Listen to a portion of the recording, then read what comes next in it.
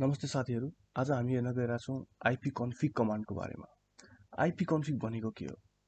IPCONFIG भनेको internet protocol configuration हो।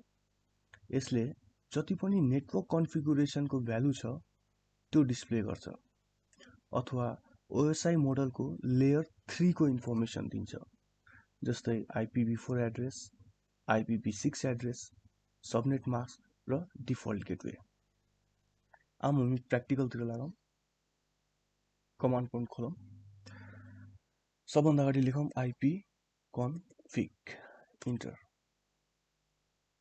हेर्न सक्नुहुन्छ यसले हामीलाई IPv4 address, IPv6 address, subnet mask र डिफल्ट गेटवेको जानकारी दिइराछ। त्यसैगरी अर्को छ IPCONFIG/all। यसले नेटवर्क कन्फिगुरेसनको डिटेल इन्फर्मेसन डिस्प्ले गर्छ। जस्तै हेर्न सक्नुहुन्छ यसमा ISP को नाम पनि देखाइरहेछ, फिजिकल एड्रेस यानी MAC एड्रेस पनि देखाइरहेछ, DHCP इनेबल छ भनेर देखाइरहेछ, IPv6 एड्रेस देखाइरहेछ, लिज अब्टेन्ड, लिज कहिले एक्सपायर हुन्छ त्यो पनि देखाइरहेछ, DHCP सर्भरको बारेमा देखाइरहेछ, डिफल्ट गेटवेको बारेमा देखाइरहेछ। त्यसैगरी अब अर्को कमान्ड हो IPCONFIG/displaydns इन्टर गरौँ।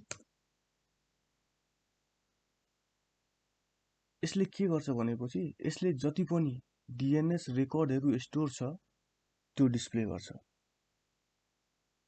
जस्तै यहाँ हेर्न सक्नुहुन्छ बिङ, यसको IPv6 एड्रेस यसले यहाँ स्टोर गरिराखेको छ, बिङको IPv4 एड्रेस यहाँ स्टोर गरिराखेको छ, digishot.com को सीनेम रेकर्ड यहाँ हेर्न सक्नुहुन्छ, त्यसको IP एड्रेस यहाँ हेर्न सक्नुहुन्छ। यसैगरी अर्को छ IPCONFIG/flushdns। यसले जति पनि DNS रेकर्डहरु स्टोर छ त्यसलाई फ्लश अथवा क्लियर गर्छ। हेर्न सक्नुहुन्छ successfully flush the DNS resolver cache. त्यसैगरी अर्को कमान्ड छ IPCONFIG/release इन्टर गरौँ।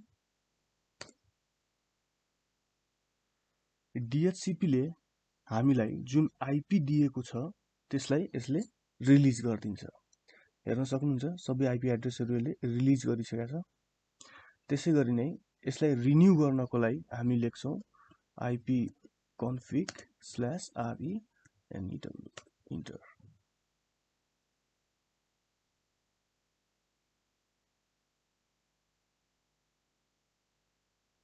चेक गर्नको लागि हामी लेख्छौं